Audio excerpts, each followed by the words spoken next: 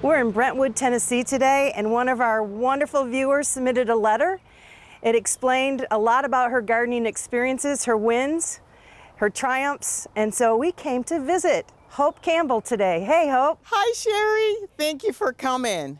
So you were telling me you love hostas, and there's some beautiful specimens here. I absolutely love the hostas. Any variety, they just add such consistency to the garden. They're faithful, their leaves are beautiful.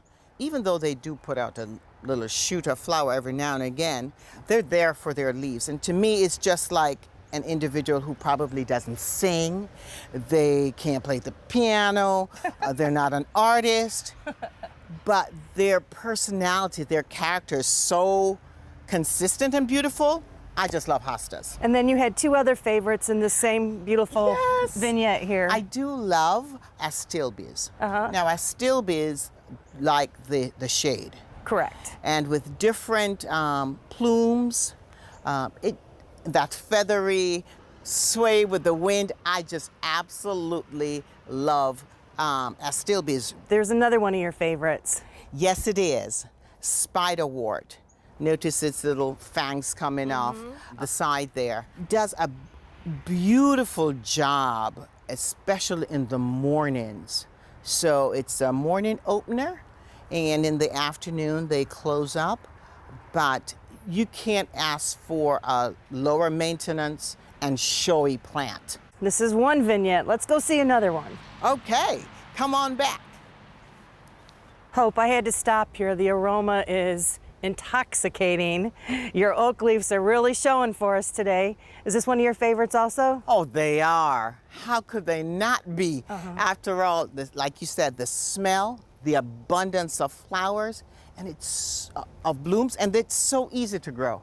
It is so easy to grow. And I like a more natural design to it rather than a lot of pruning. So this is what you get. Very faithful, continuous. I've had other hydrangea species, but the oak leaves, I think, are underrated and are such a great backdrop. I think one of the mistakes people make with the oak leaves is they don't know how big they're gonna get, and they put them in the wrong spot. That's right. So I've allowed these to just have their way. Well, they're beautiful. Thank you. Hope, you were telling me that these pots are sentimental for you. Can you explain? Yes, they are. Absolutely. In this pot, I have Crotons. So these, the center featured plant, the Crotons and the lantanas. And these really remind me of my home back in Jamaica. We used to have Crotons as our hedge. My dad was a huge gardener. He would be considered the one with the green thumb. And I think I picked up my love of gardening from him, but certainly the lantanas, so faithful, continuous blooms, and the colorful leaves of the croton just take me back home. I do attempt to winterize them and to have them do more than one season, but I'm not always successful, but I do try. And then over here we have these beautiful little things here. I shouldn't say little, they're kind of big right now. These are my garden's pride and joy. They're coming into bloom now. It's called purple loosestrife or Lithium. Unfortunately, they're endangered. You cannot get these plants because they can be invasive in marshlands. Fortunately, here in Brentwood here, I have no problems with that, and so I've been successful having these for about 10 years now.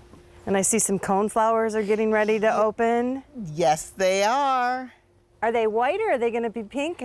I think this is going to be pink. Okay.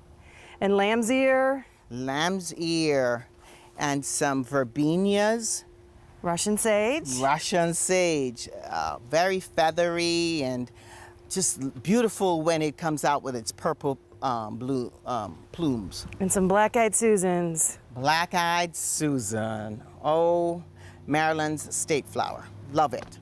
This sedum, the autumn joy, just changes colors. So pretty. With the seasons. And what do we have back here? Back there, I have a purple gay feather. It's a liatris, so it will be shoots of like darts of purple plume. And beside it is my peony that has come and gone for the season. How long have you been gardening in this area here? About 27 years. And you said it evolves. It has evolved. I had mature trees that died to the tornado. I lost some. I've had some missteps with my gardening helpers, landscaping, and I would lose things every year, and nature took its course, disease, and I finally got around to repeats that I felt did well, reliable, and kept planting those, but I always wanted to experiment. So I tend to add a new item each year if I can. A few years ago, I had this Rose of Sharon I put in because I lost my autoleucans. Wanted some more shrubbery right there. So I only have one little bloom right now, but it will soon be out. Well, it certainly is beautiful. I want to thank you so much for sharing, and I'm glad you wrote that letter.